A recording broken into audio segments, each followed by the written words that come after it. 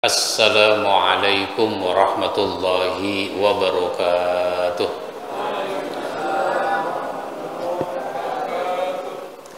Alhamdulillahi rabbil alamin alladzi an'amana bi ni'matil iman wal islam. Asyhadu an la ilaha illallah wahdahu la syarikalah wa asyhadu anna Muhammadan abduhu wa rasuluh sayyidul anam. Amma ba'du. Faqala Allah Ta'ala fil Qur'anil Karim, a'udzu billahi minasy syaithanir rajim. Laqad kana lakum fi Rasulillahi uswatun hasanah liman kana yarjullaha wal yawmal akhir wa dzakarallaha katsira. Shadaqallahul azim. Jamaah sekalian yang saya hormati, wabil khusus para guru, para hujjaj yang sama-sama kita hormati, mohon maaf tidak saya sebutkan. Saya bersyukur bisa hadir di masjid ini. Pertama kali saya kemari. Mudah-mudahan Allah memberikan ridha kepada kita semua. Amin ya rabbal alamin. Sudah kenal saya, Pak? Belum. Itu berarti saya bukan orang terkenal. Kalau gitu saya memperkenalkan diri. Saya ini nama Ahmad Yani. Jadi sebelum lahir saya udah punya nama. Nama Ahmad Yani. Aslinya Pondok Pinang. Mana Pondok Pinang? Nah, Kebayoran Lama. Separuh Pondok Pinang itu jadi Pondok Indah. Tapi sekarang tinggalnya di kampung kecil. Mana kampung kecil? Nah, Kelurahan Sukabumi Selatan, Kebon Jeruk, Jakarta Barat. Sudah dikaruniai 1 istri, 6 anak, 6 cucu. Tua berarti, Pak.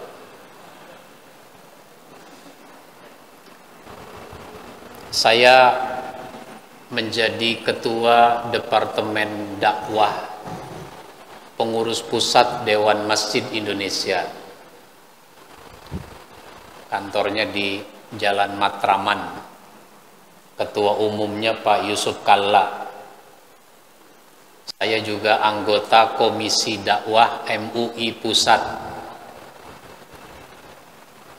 Ketua Lembaga Dakwah Khairu Ummah. Kantornya di Jalan Patal Senayan 1, Masjid Al-Insan, Patal Senayan. Cukup ya? Perkenalan cukup ya? Nah, saya asli Betawi, Pondok Pinang ya. Saya ini suka menulis buku.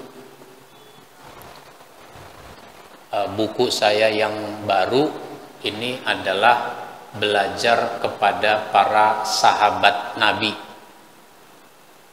Sahabat Nabi kan banyak. Nah, ini riwayatnya, cerita sahabat Nabi. Satu buku ini isinya 50 sahabat. Jilid 1. Nah, kalau ini jilid yang kedua. Jadi baru 2 jilid. Nggak tahu nanti jadi berapa jilid. Seketemunya sahabat Nabi. Harganya 50.000. Isinya 50 sahabat. Jadi satu sahabat 1.000. Satu sahabat 1.000. Kerupuk aja kagak dapet. Kita penting mengenal para sahabat. Jangan cuma tahu namanya. Bahkan kadang namanya juga nggak tahu, apalagi sepak terjang kehidupannya. Mengenal sahabat itu penting karena para sahabat ini meniru Nabi, meneladani Nabi. Nabi kan harus kita teladani.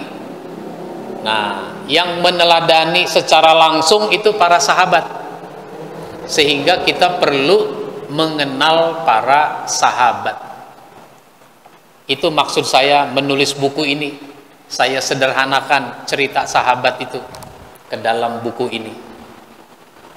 Nah, oleh karenanya pada kesempatan ini saya ingin sedikit menceritakan para sahabat itu. Bapak tahu atau pernah dengar sahabat namanya Abu Hurairah? Tahu ya? Artinya apa itu Abu Hurairah?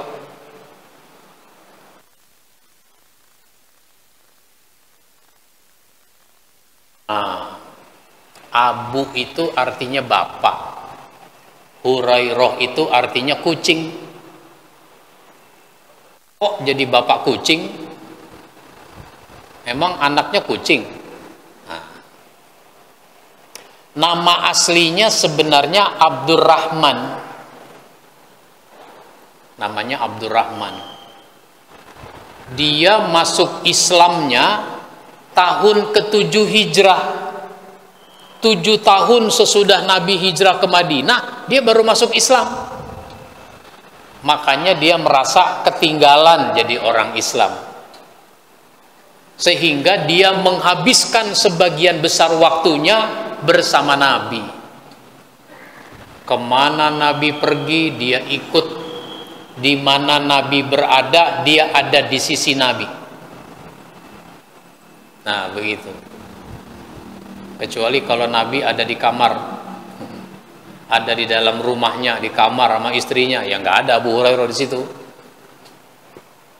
Jadi ini Abdurrahman, 7 tahun sesudah Nabi hijrah baru masuk Islam. Dia mengejar ketertinggalannya dengan banyak belajar kepada Nabi. Dia punya kelebihan. Abdurrahman ini punya kelebihan. Kelebihannya apa? Kelebihannya Nabi kalau lagi ngomong, dia bukan cuma ngerti, dia bukan cuma paham, tapi dia hafal kata per kata.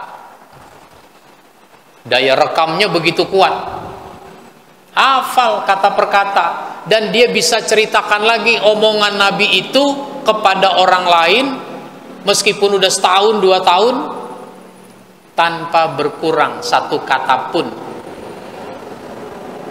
Kalau kita kan biasanya kesimpulannya doang.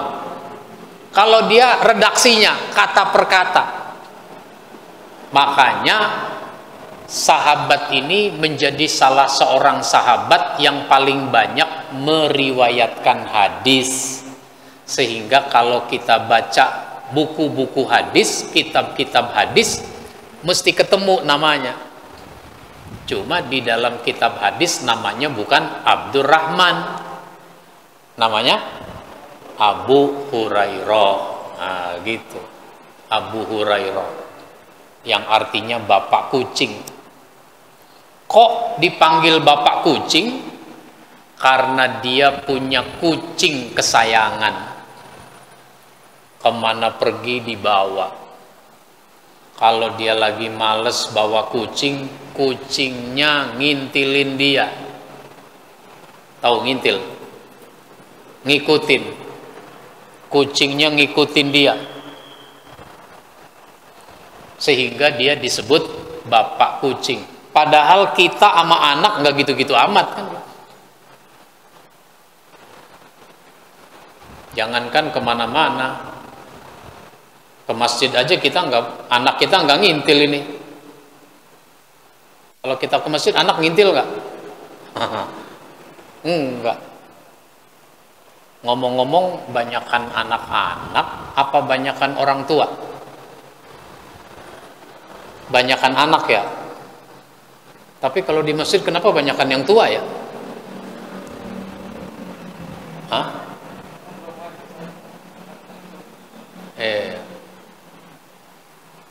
Begitu.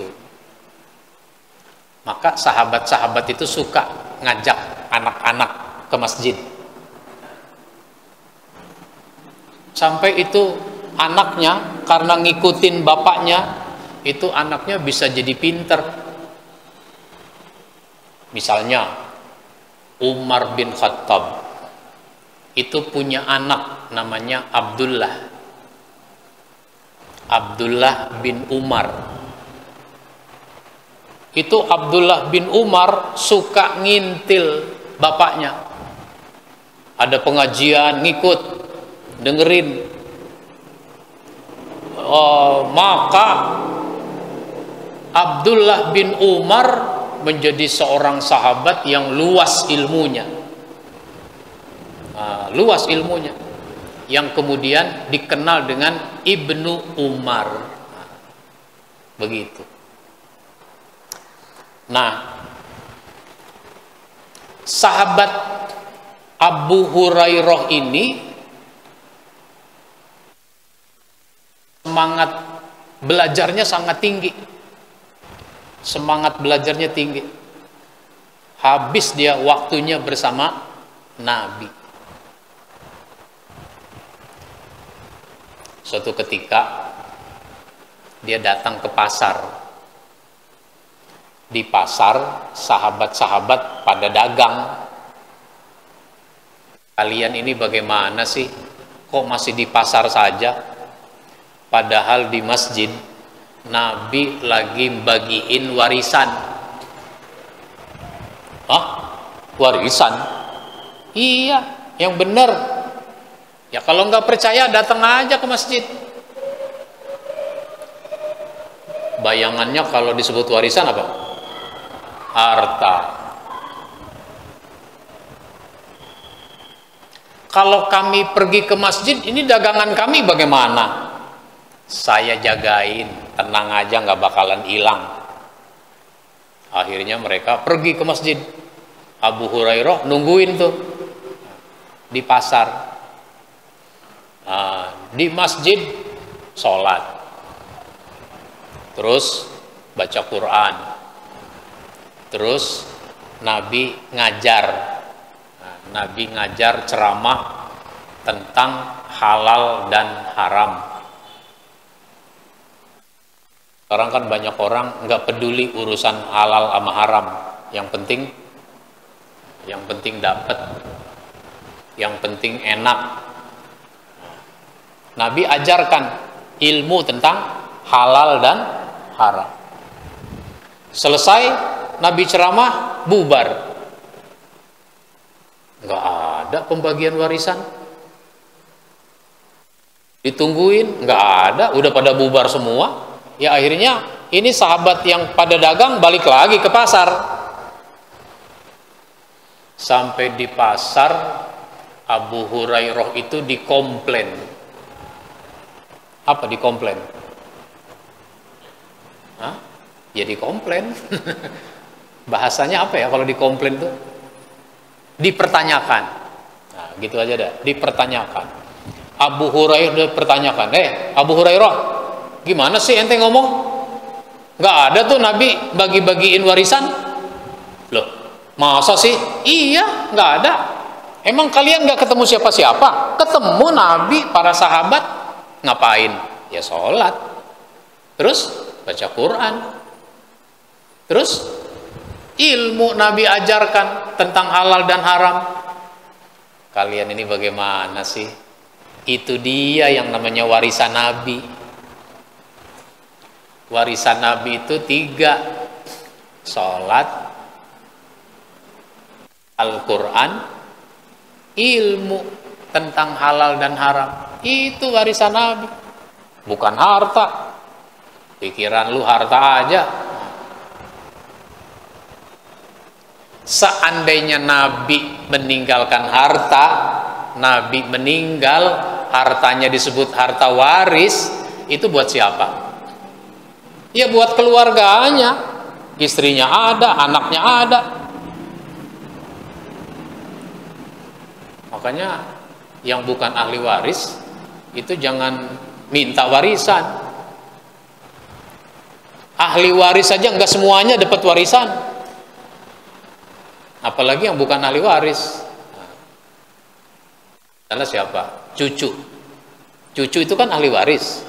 Tapi kalau engkongnya mati, belum tentu dia dapat warisan. Kenapa? Orang masih ada anak. Nah, dia namanya terhalang. Ini kadang-kadang yang bukan ahli waris dikasih warisan, yang ahli waris nggak dikasih. Ada nggak yang begitu ya? Misalnya bapak punya istri 2, waktu nikah sama istri kedua itu diem-diem, nggak tahu. Punya anak dari istri kedua, bapak meninggalkan warisan. Istri kedua suatu ketika datang ke rumah istri pertama, mau ngapain? Minta warisan. Bu, saya datang kemari mau minta hak saya, hak waris. Ini siapa kok tiba-tiba datang minta warisan? Ya saya nggak mungkin minta warisan kalau saya bukan ahli waris. Saya ini istri kedua dari almarhum. Oh enggak, suami saya punya istri cuma 1, saya doang. Saya istri kedua, Bu. Ibu, saya bawa buku nikahnya. Nih foto saya, nih foto bapak almarhum. Nih saya bawa foto-foto waktu pernikahan. Albumnya nih saya bawa. Nih anak yang dihasilkan saya ajak. Kira-kira dikasih nggak? Warisan dikasih nggak? Nggak dikasih. Kenapa? Nggak tahu. Tahu aja nggak dikasih, apalagi nggak tahu. Nah itu namanya ahli waris tapi nggak diberi haknya. Baik, itu contoh ya, namanya Abu Hurairah. Ada lagi sahabat yang luar biasa, namanya Abdullah bin Umi Maktum. Abdullah bin Umi Maktum itu matanya buta. Matanya buta. Rumahnya cukup jauh dari masjid. Kalau pergi ke masjid nggak ada yang nuntun. Orang buta kalau jalan nggak ada yang nuntun, jalannya bagaimana? Nah, grepek-grepek. Nah, begitu. Susah dia. Rajin ke masjid meskipun susah.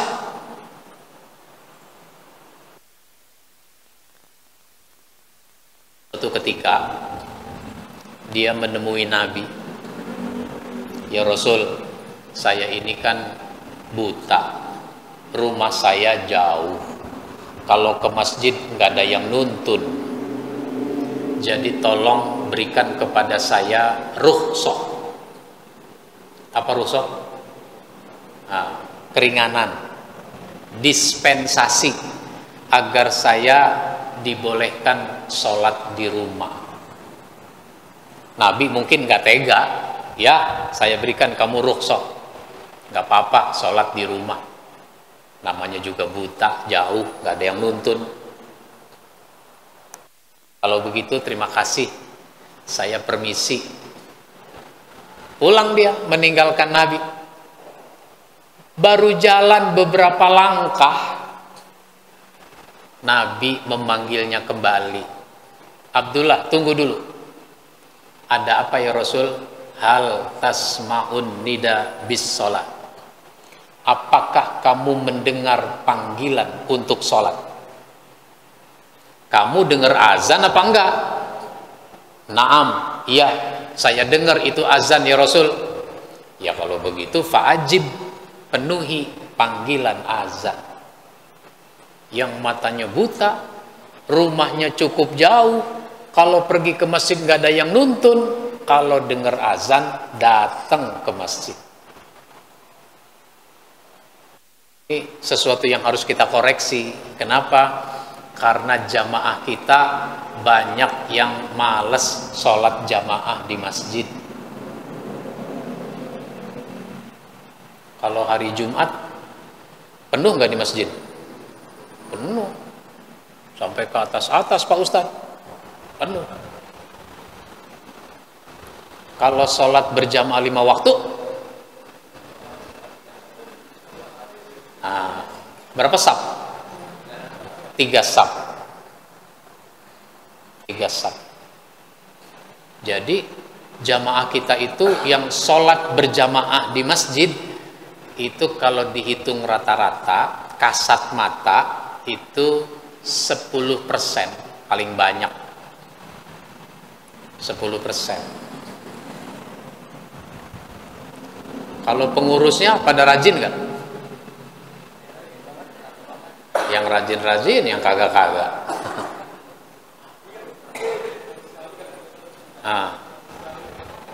Pengurusnya juga pada kagak rajin, bagaimana jamaahnya mau rajin, kan gitu.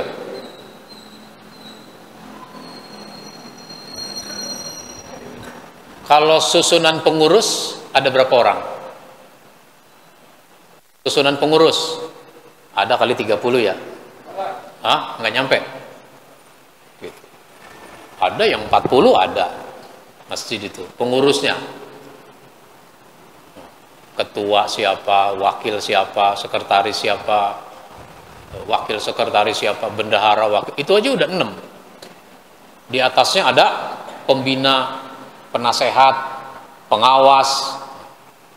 Di bawahnya ada seksi ini, seksi itu. 30 ada. Terus yang ngurusin masjid berapa orang?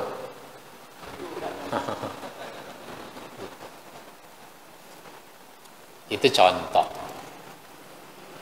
Itu artinya apa?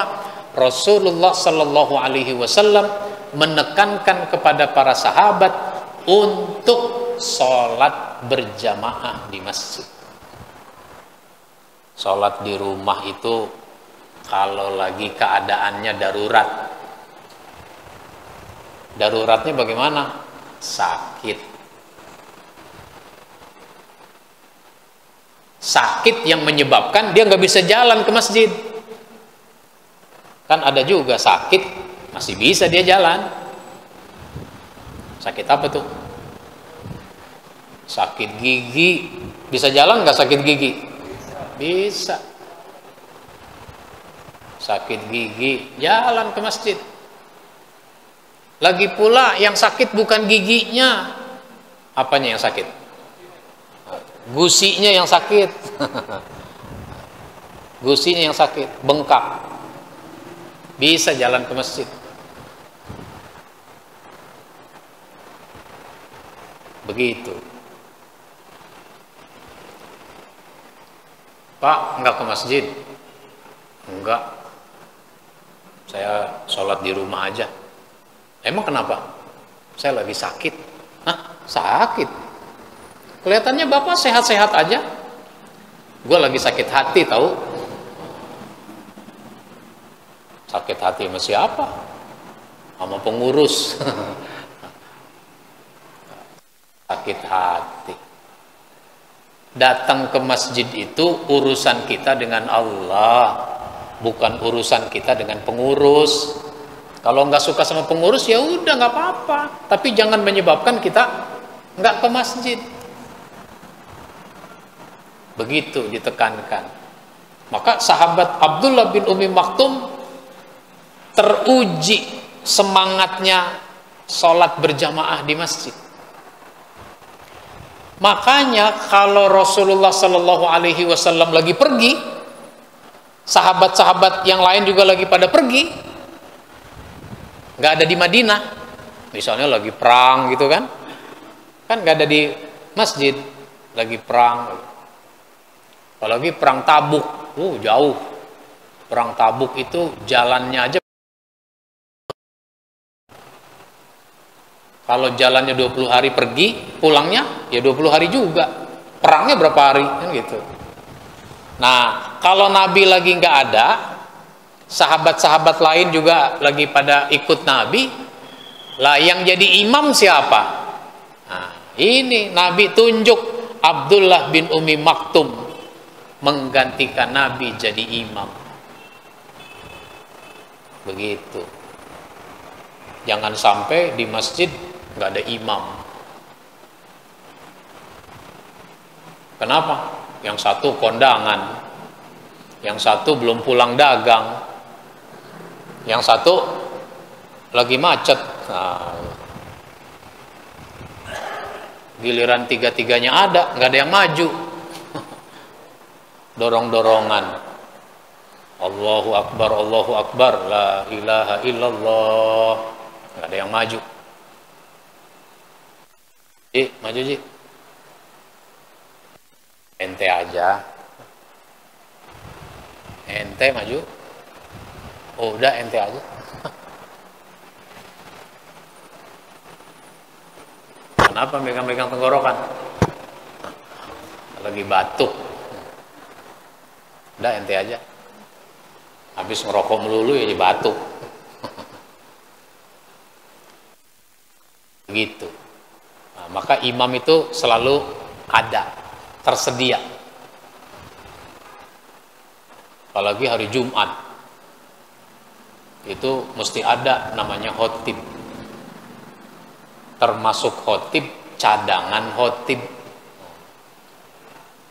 Cadangan khotib. Itu di masjid mana ya yang pernah gagal sholat Jumat karena khotibnya nggak ada? Pernah nggak Pak?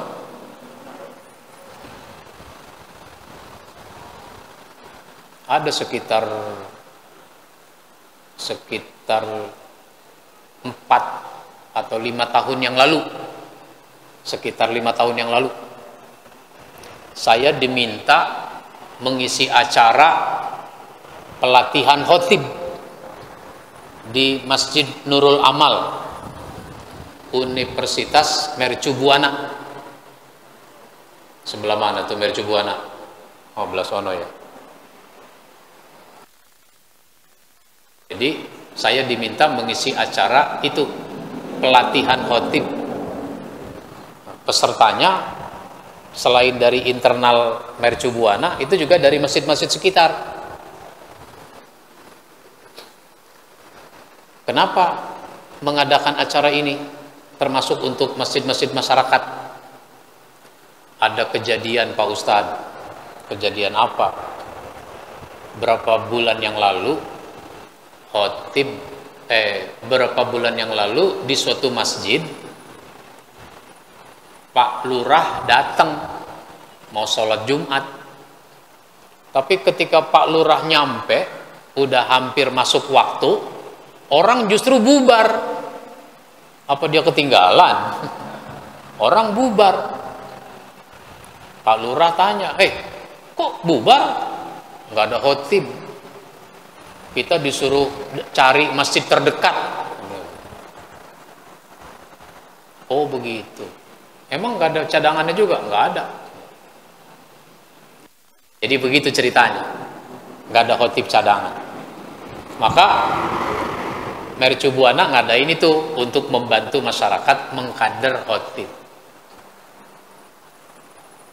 Nah, saya kalau mau berkhutbah itu saya udah nyampe jam 11. Jam 11 saya udah nyampe. Khutbah di mana aja, saya berusaha jam 11 sudah nyampe. Sehingga seringkali jam 11 nyampe itu nggak ketemu siapa-siapa. Di masjid itu nggak ketemu siapa-siapa. Pengurus nggak ada, belum pada datang. Marbotnya pulang dulu, habis beres-beres. Jamaahnya belum pada datang. Begitu. Ya sudah, saya masuk ke masjid, sholat, tahiyatul masjid, baca Quran, dan sebagainya. 11:30 ada SMS, ada WA. Nanya tuh, pengurus masjidnya nanya, Pak Ustadz, posisi di mana? Saya udah duduk paling depan, nanya posisi di mana.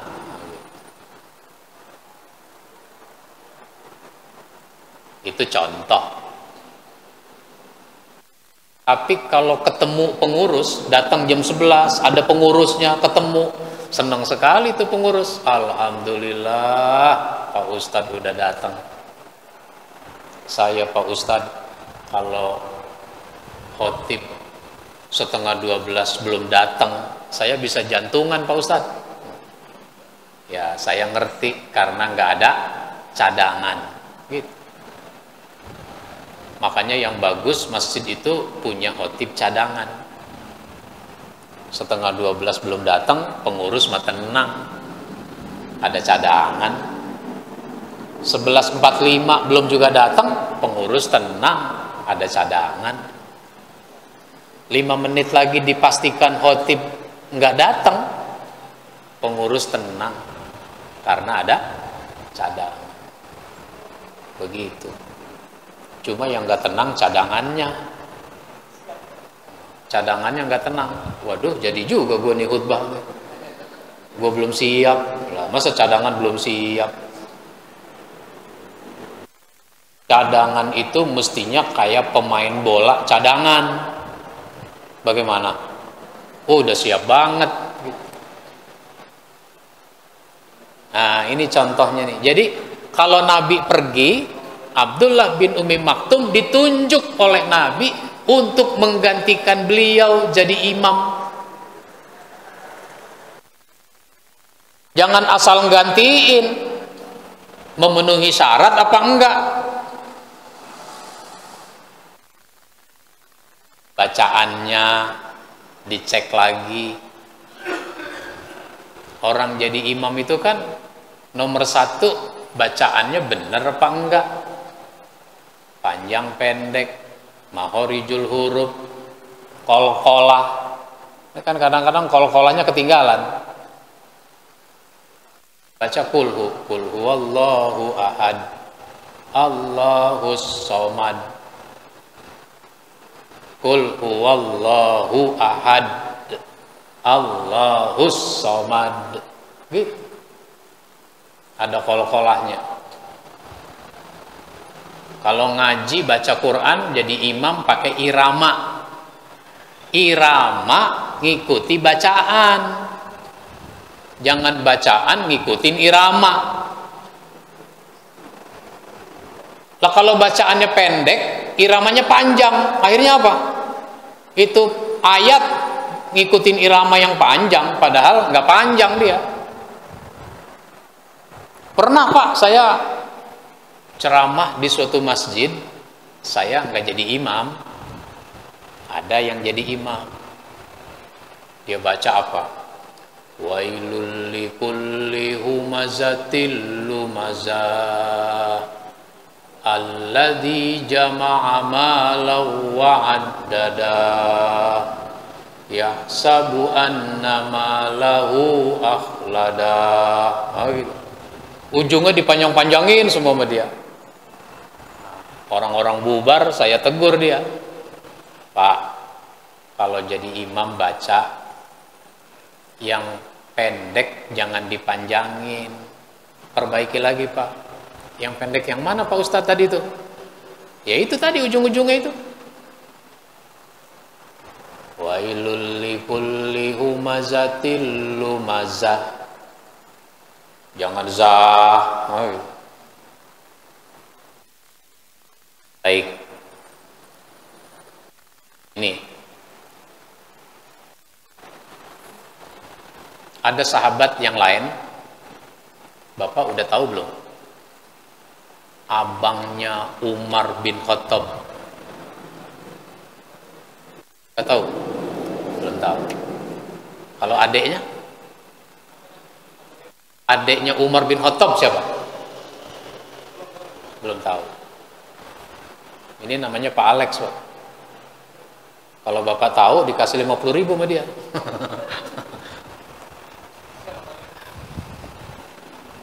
Ini YouTuber ini Pak. YouTuber dia. Nah, itu abangnya Umar bin Khattab, itu namanya Zaid. Zaid bin Khattab.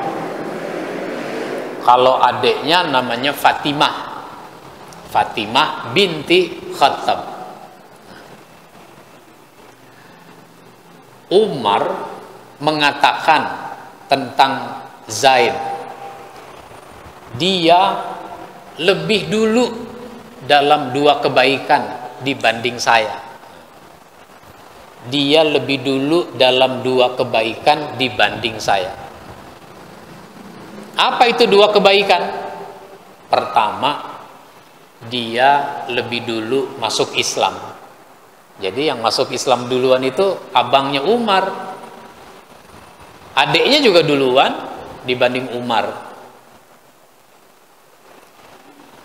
Begitu. Duluan dia masuk Islamnya. Nah, termasuk as-sabiqunal awwalun. Orang-orang yang lebih dulu masuk Islam. Yang kedua, Khalifah Abu Bakar As-Siddiq pada masanya itu ada seseorang namanya Musailamah. Kalau disebut Musailamah apa gelarnya? Musailamah gelarnya apa? Al-Kazzab. Al-Kazzab.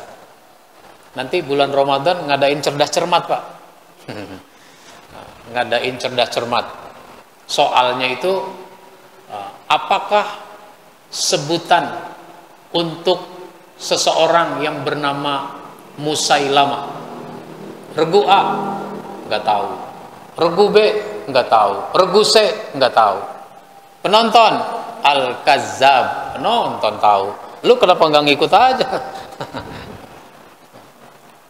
Begitu. Jadi Musailamah Al-Kazzab. Dustanya apa dia? Musailamah sang pendusta. Dustanya apa? Nggak tahu. Nggak jadi 50.000. Dustanya adalah ngaku jadi nabi. Nabi kan udah wafat. Terus kepemimpinan ditunjuk, disepakati secara musyawarah, mufakat, itu Abu Bakar As-Siddiq jadi khalifah. Di wilayah yang namanya Yamamah, Musailamah memproklamirkan diri sebagai nabi. Padahal Nabi Muhammad sudah selesai, udah tutup. Kenabian udah ditutup, khataman nabiyyin. Ngaku jadi nabi. Cari pengikut, banyak yang mendukung. Disuruh taubat, nggak mau. Karena nggak mau, akhirnya apa? Akhirnya Abu Bakar perangi.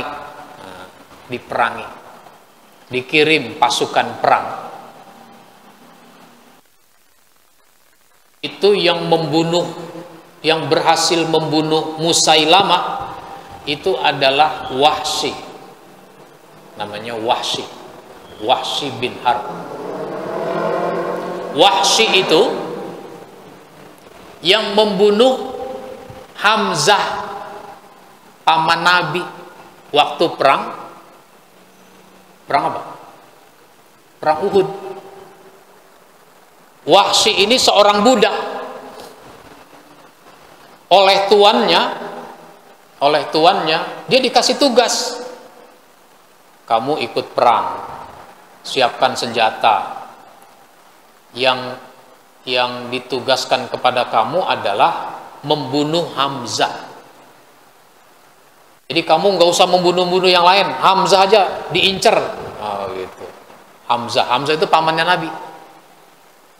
Maka Wahsy berangkat dengan imbalan hadiah yang besar dan dia dibebaskan dari perbudakan, dari status sebagai budak.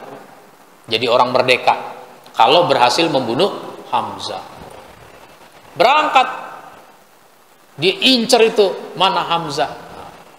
Dia berhasil tombak, mati Hamzah.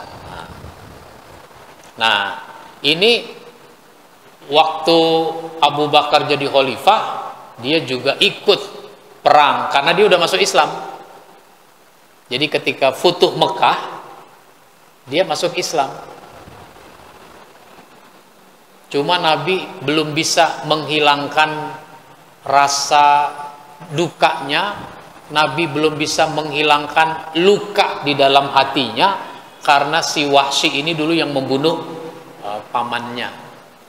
Sehingga meskipun sudah masuk Islam, si Wahsy ini masih dicuekin sama Nabi. Gitu. Sampai Nabi wafat, dia sedih sekali. Akhirnya dia ingin menebus kesalahannya itu. Ikut perang, dan dia berhasil dengan tombak yang sama untuk membunuh Musailamah. Nah, di antara yang ikut perang itu adalah Zaid bin Khattab. Namanya perang Yamamah. Itu Zaid berangkat bersama Khalid. Zaid ini postur tubuhnya tinggi. Jadi kalau orang lagi jalan rame-rame, dari jauh udah kelihatan, ini Zaid nih yang paling tinggi.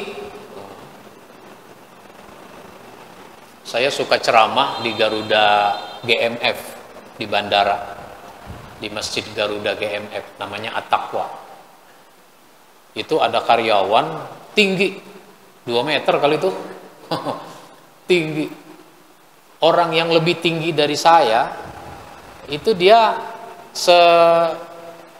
sepundak. Wah, gitu. Jadi dia kalau sholat di saf paling depan. Karena kalau saf kedua nyundul dia. Kalau paling depan kan masih ada kosongnya gitu. Nah, selesai perang dimenangkan oleh kaum muslimin, rombongan pulang. Informasi bahwa perang dimenangkan itu sudah sampai ke Madinah. Makanya di Madinah para sahabat ini menyambut kedatangan pasukan yang menang dalam perang di perbatasan negeri. Oh, Lionel Messi aja disambut. Dari bandara udah disambut. Habib Rizik disambut dari bandara. Oh, gitu. Nah, itu Abu Bakar, Umar, dan lain-lain nunggu itu di perbatasan negeri. Ketika sudah nampak rombongan, wah ini dia. Umar memperhatikan, kok yang paling tinggi nggak ada ini. Gitu. Yang paling tinggi nggak ada. Ada sahabat yang nyampe duluan. Nah, gitu. Sahabat yang nyampe duluan ini ngomong, wahai Umar, saya turut berduka cita atas syahidnya Zaid, abang ente. Pak, dalam hati Umar mungkin pantas sudah nggak kelihatan. Dari jauh biasanya udah kelihatan. Maka Umar mengucapkan innalillahi. Lalu Umar berkata, Zaid lebih dulu dari saya dalam 2 kebaikan. Nah, itu dia. 1, apa tadi? Masuk Islam duluan dia. Ini yang kedua, dia mati syahid duluan. Duluan dia mati syahid. Jadi dia bangga dengan adiknya itu, dengan abangnya. Nah, begitu. Nyampe Isya udah setengah 8. Mudah-mudahan bermanfaat apa yang kita bahas. Insya Allah nanti bisa disambung lagi. Selanjutnya nanti bisa dibaca satu-satu buku ini, biar supaya kita kenal dengan para sahabat untuk diteladani. Kita cukupkan dengan sama-sama membaca hamdalah. Alhamdulillahirabbil alamin. Wassalamualaikum warahmatullahi wabarakatuh.